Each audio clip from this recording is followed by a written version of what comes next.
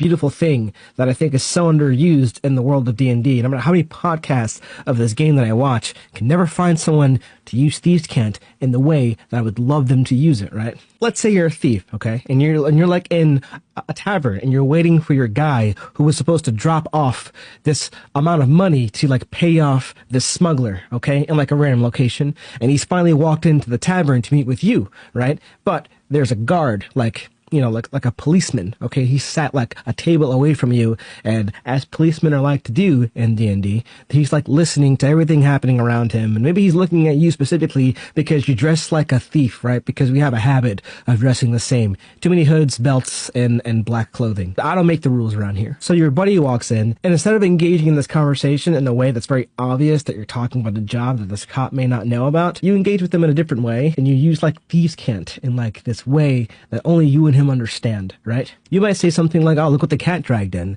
And to anyone else who hears that, that's just like a greeting among two chums chilling in the tavern, yeah? But not with you guys, okay? With you guys, you understand that to be, give me an update on the job. He might look back at you and say, well, good to see ya.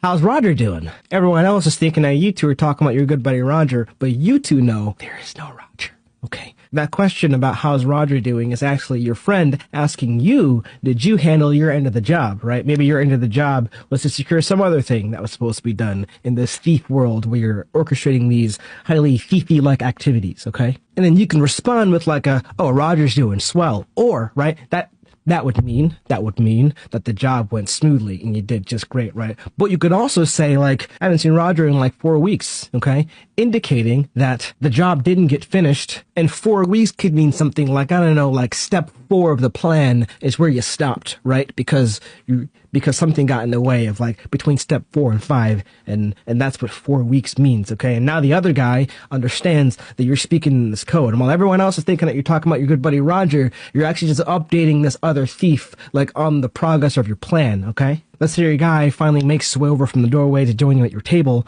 and he says, oh man, sucks to hear about Roderick. I really miss that guy. You know, personally myself, I was thinking about settling down, starting a family.